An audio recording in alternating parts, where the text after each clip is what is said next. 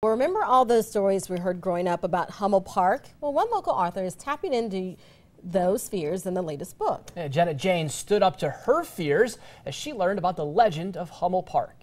When you think about like a scary place in Omaha, Hummel Park is it. Jeremy Morong grew up with the spooky stories of Hummel Park vividly attached to his imagination. There's the albino colony, supposedly. There's the stairs that no matter how many times you count them, you come up with a different number. After years of them creeping into his memory, he put them onto paper in his latest book, The Legends of Hummel Park. They were known citywide as the Morphine Stairs or the Devil's Staircase and had been the subject of legends for years in Omaha. 170, 171. People swore up and down that each time you tried to count them, the number would change. 72, 73, 74, 70. Being an original feature of the park, the stairs had long since fallen into disrepair, with many of the stones crumbling or gone. Given the dilapidated condition, it was easy enough to see why the counts were inconsistent.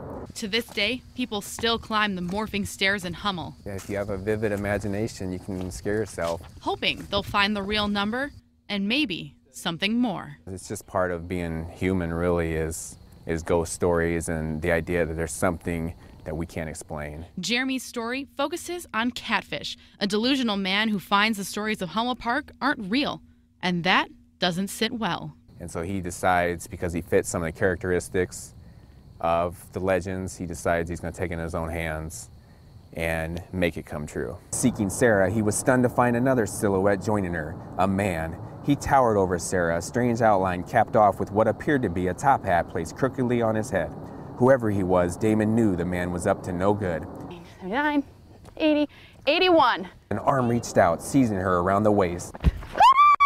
The man's powerful grip pulled her close and held her, undaunted by Sarah's flailing arms and legs.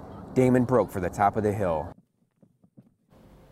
Now my photographer and I counted those steps. I got 185. Chase Moffitt got 187. So we are a little convinced that Hummel Park might be haunted. Now if you want a copy of Jeremy's book, you can find that on Amazon. I'll also post a link to that on WOWT.com. All right, Jenna, we have to ask you, what are you afraid of? Are you afraid of the park?